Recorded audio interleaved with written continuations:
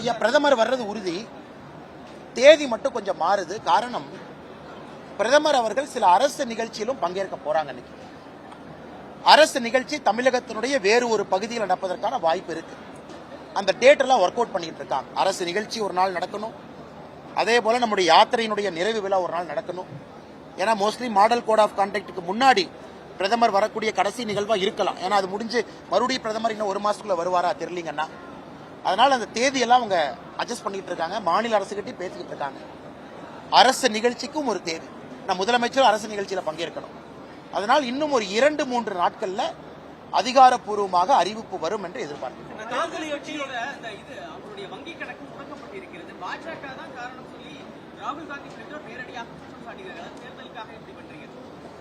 அண்ணே, காங்கிரஸ் கட்சியினுடைய வங்கி கணக்கு முடக்கத்துக்கும் பாரதிய ஜனதா கட்சிக்கு என்ன சம்பந்தம்? அதாவது ஒரு வங்கி கணக்கு முடக்கம் என்பது ஒரு ப்ரொசீஜரல் ப்ராசஸ் படி அது போகுது. அது சரியில்லை அப்படின்னா நீதிமன்றத்திற்கு போய் ஸ்டே வாங்கலாம், சரி பண்ணலாம், எல்லாமே இருக்கு. ஸோ காங்கிரசினுடைய வங்கி கணக்கை முடக்குவது பாரதிய ஜனதா கட்சியின் ராகுல் காந்தி அவங்க குற்றச்சாட்டு வச்சா, அவர் காலையிலிருந்து இரவு வரை பாரதிய ஜனதா கட்சி நரேந்திர மோடி அப்படிங்கிற போபியோல தான் ராகுல் காந்தி அவங்க இருக்கிறாங்க. அதனால் எங்களுக்கும் அதற்கும் என்னங்கன்னா சம்பந்தம்? இந்த நாட்டில் எல்லாமே including locking of a bank account, everything goes through a process.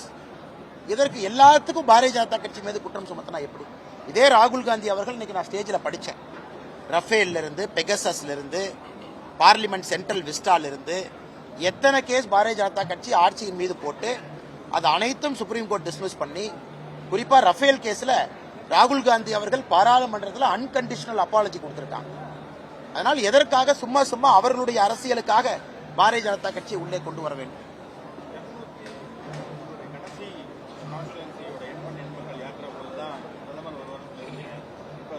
நாங்க முடிச்சிருவோங்கண்ணா. அதாவது பிரதமர் வர்ற தேதிக்கு முன்னாடி தேதியில 234 கம்ப்ளீட் பண்ணிருப்போம். சென்னை நீங்க பாக்குறீங்க, இன்னைக்கு வழக்கறிஞர் சங்கமோ, நேத்து நம்முடைய மகளிர் சங்கமோ, நேற்று நம்முடைய காக்கி சட்டை பேரணி, சாயந்தரம் இன்டலெக்சுவல் பேரணி, இந்த மாதிரி வேற வேற நிகழ்ச்சி நடக்குதுங்கண்ணா. ஏன்னா காவல்துறையினுடைய அனுமதி இல்லை. அதற்காக நாம் தெளிவாக சொல்லியிருக்கின்றோம், யாரும் பிரச்சனை பண்ணாம, எங்கேயும் எதையும் வயலேட் பண்ணாம நாம் மக்கள் சந்திப்பை இண்டோர்ல பண்ணுவோம். ஸோ சென்னை மட்டும் பார்த்தீங்கன்னா அவுட்டோர்ல இந்த 20 தொகுதி இண்டோரா இருக்குங்கன்னா, 214 தொகுதி நாம் நடந்திருப்போம், மக்களை வெளியே சந்திச்சிருப்போம். சென்னை மட்டும் இது போன்ற உள்ளரங்களை சந்தித்துக் கொண்டிருக்கிறோம். ஆனால் ஃபைனல் நிகழ்ச்சி கன்ஃபார்ம், அது பல்லடம் தான். பிரதமர் அவர்கள் எண்மண் எண் மக்கள் யாத்திரையினுடைய நிறைவு நிகழ்ச்சி பல்லடத்துக்கு தான் வர்றாங்க. அதுல எந்த மாற்று கருத்தும் சந்தேகம் இல்லை. தேதியை மட்டும் 2-3 நாள் அதிகாரப்பூர்வமாக சொல்லிடுறோம். ஏன்னா பிரதமர் அவர்கள் அரசு நிகழ்ச்சியிலும் பங்கேற்பதற்கான வாய்ப்பு இருக்கும் பொழுது அந்த டேட்டையும் அவங்க பிக்ஸ் பண்ணிட்டு தான் மொத்தமா சொல்லுவாங்க.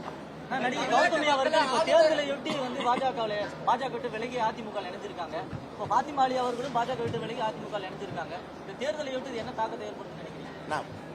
தேர்தல் அப்ப நிறைய பேர் இங்க இணைவாங்க, நிறைய பேர் அங்க இணைவாங்க. புதுசா என்னங்க இருக்கு? அது கௌதமி அவர்கள் இதற்கு முன்பு சொல்லியிருந்தாங்க. ராஜபாளையத்தில் கட்சி எனக்கு சீட்டு ப்ராமிஸ் பண்ணியிருந்தாங்க, ஆனா சீட்டு கொடுக்கல அப்படின்னு. இன்னைக்கு அதிமுக கிட்ட போயிருக்கிறாங்க. அதிமுக பாரதிய ஜனதா கட்சி ராஜபாளைய சீட்டு கேட்டுச்சு, அது அதிமுக கொடுக்கலன்னு எப்படி கௌதமி அக்காக்கு நான் சொல்லுவேன்? அதனால அதெல்லாம் அவங்க கட்சிக்கு போகும்போது அவங்களுக்கு தெரியும். சில விஷயங்களை வெளிப்படையாக நாம் வெளியே பேசிட்டு இருந்தா நல்லா இருக்காதுங்கண்ணா. அதனால் கூட்டணி என்ன நடந்தது, அது முடிஞ்சது. அதற்கப்புறம் ஒரு தலைவர்களுக்கு ஒரு காரணம் இருக்கும். பிரதமர் வருவதற்கு முன்பு இன்னும் நிறைய தலைவர்கள் நம்ம பாரதிய ஜனதா கட்சியில் இணைய போறாங்க. அதனால் தேர்தல் நேரத்தில் ஒரு கட்சிக்கு இணையும் பொழுது நான் எப்பவுமே சொல்றதுதான், அவர்களுக்கு என்னுடைய நல்வாழ்த்துக்கள் எப்பவும் நான் சொல்லிடுவேன். அதே நேரத்தில் பாரதிய ஜனதா கட்சிக்கு ஒருத்தர் வந்தா கூட அவர்கள் வந்திருக்கக்கூடிய கட்சியை பத்தி ஒரு விமர்சனம் வைக்க வேண்டாம்னு நான் சொல்றேன். காரணம் அது தவறா போயிடும். அதனால் மக்கள் வருவதும் மக்கள் போவதும் தேர்தல் நேரத்தில் ஒரு சகஜம்தான். செய்திகளை உடனுக்குடனும் துல்லியமாகவும் தெரிந்து கொள்ள சப்ஸ்கிரைப் பண்ணுங்க.